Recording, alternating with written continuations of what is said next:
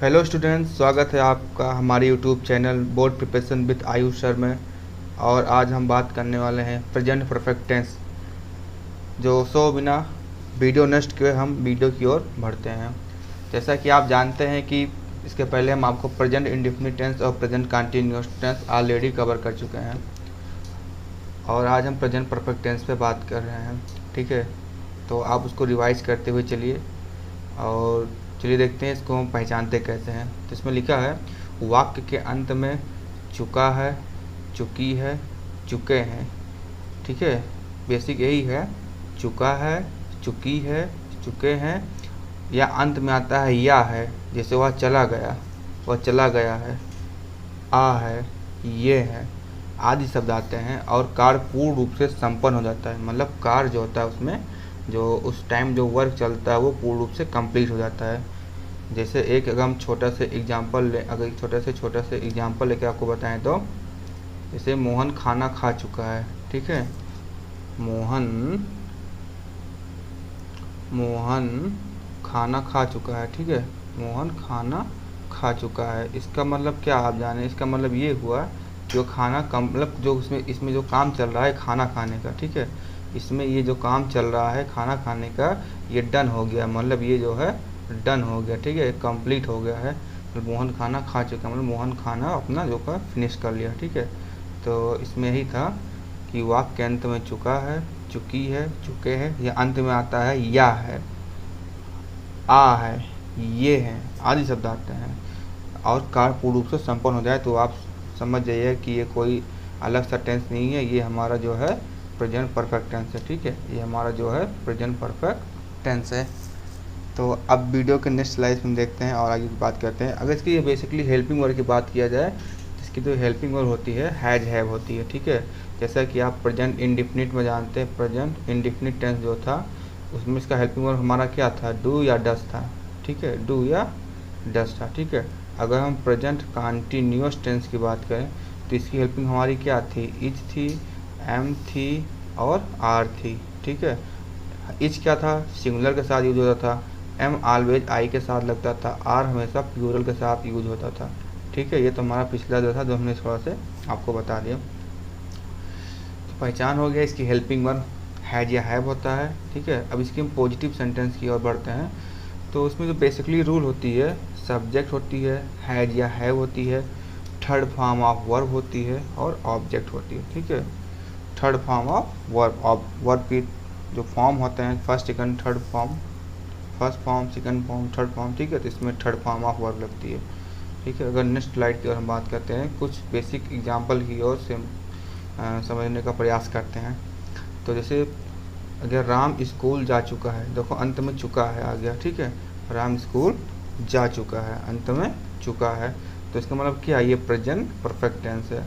तो अगर Ram has gone to school या राम स्कूल गया, इसको हम ऐसे भी लिख सकते हैं, राम स्कूल गया तो Ram has gone to school. Ram हमारे यहाँ पर सब्जेक्ट है, हैज हमारा यहाँ पर क्या है, हैज ये हमारा हेल्पिंग वर्ब है। ये वर्ब की फर्स्ट थर्ड फॉर्म गॉन होता है, गो का गो, वेंट गॉन। ठीक है, टू स्कूल। ठीक है, अगर हम नेक्स्ट बात करते हैं, मैंने उसको एक पत्र भेजा है। ठीक है, तो मैंने मीन्स क्या, आई हो गया, third form sorry helping verb have, क्योंकि आई प्लूरल होता है। ठीक है, हेल्पिंग वर्ब गया, सेंट, सेंड का सेंट होता है third form, a letter to him, him क्या हमारा, आ लेटर हमारे यहाँ पर क्या है, ऑब्जेक्ट, और ये हमारा कॉम्प्लीमेंट है जो कुछ बचा कुछ है अंत में जो मिलता है।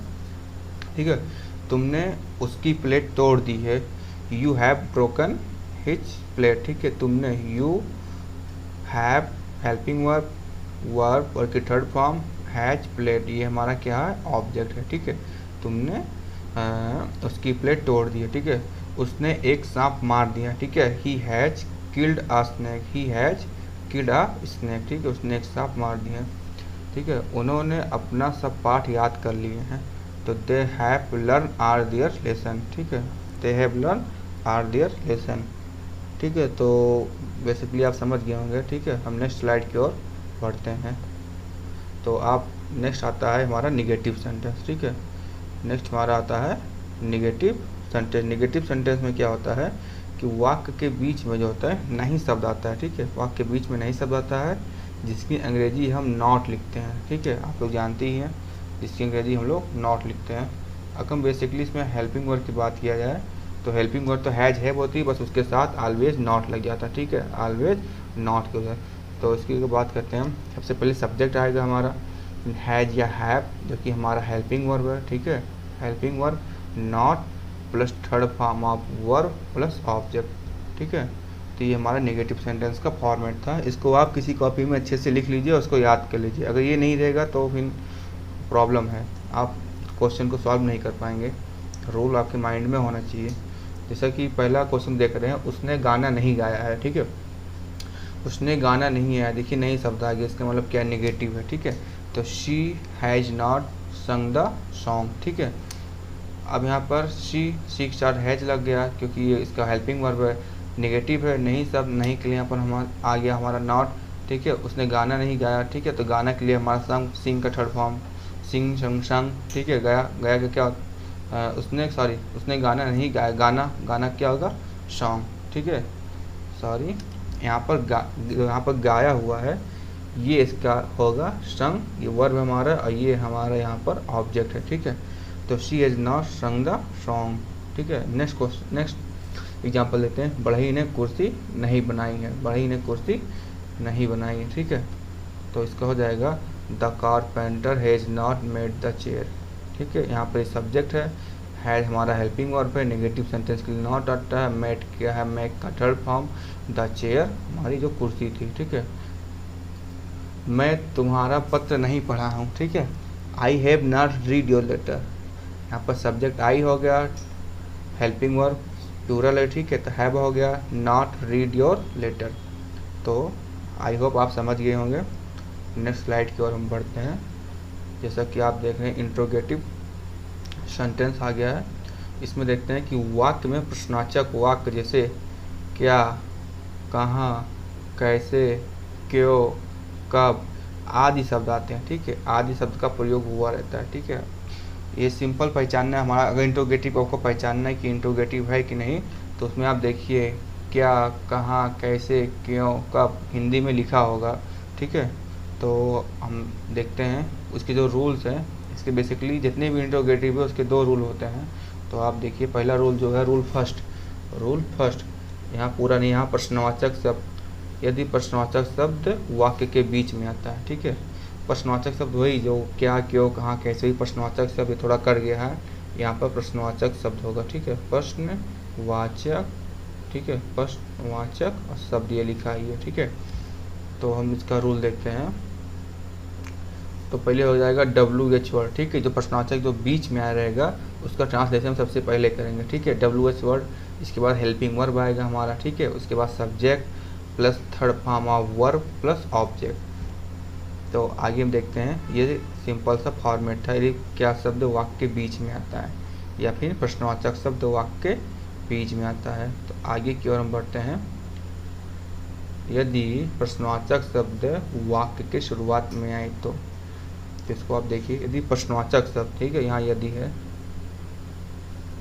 यदि प्रश्नवाचक शब्द वाक्य के शुरुआत में अगर आता है तो सेम हेल्पिंग वर्ब आगे आ जाएगा, ठीक है। हेल्पिंग वर्ब हैज या have plus subject plus third form of verb plus object. I hope आप समझ रहे होंगे, ठीक है। अगर हम इसकी कुछ एग्जाम्पल की बात करें, इंट्रोगेटिव सेंटेंस के कुछ एग्जाम्पल की बात करें तो देखते हैं। इतने ढेर सारे एग्जाम्पल हैं, आपको एक एक करके हम समझाते हैं, ठीक है, एक्सप्लेन करते हैं अच्छे से। क्या उसने अपनी गाय बेच दी है, ठीक है, क्या उसने अपनी गाय बेच दी है, has he sold his cow, क्योंकि यहाँ क्या शब्द है पहले आ रहा है, ठीक है। तो यहाँ पर हेल्पिंग वर्ब पहले आ गया, हैज ही है, ही क्या है हमारा सब्जेक्ट है, ठीक है। सोल्ड वर्ब की third form his cow. Next question देखते हैं। क्या तुमने अपना पाठ याद कर लिया है, have you learn your lesson, क्या मैंने एक चोर नहीं पकड़ा है, have I not enough a thief, तुमने यह पुस्तक क्यों। अब यहाँ देखिए प्रश्नवाचक शब्द बीच में आ गया, आगे बीच में आ गया तो इसका ट्रांसलेट हम सबसे पहले करेंगे सब्जेक्ट, ये हमारा हेल्पिंग वर्ब। अब क्या तुमने है तो यहाँ यू आ गया, यू है तो प्लूरल है तो इसके हिसाब से यहाँ पर हैव लगेगा, ठीक है।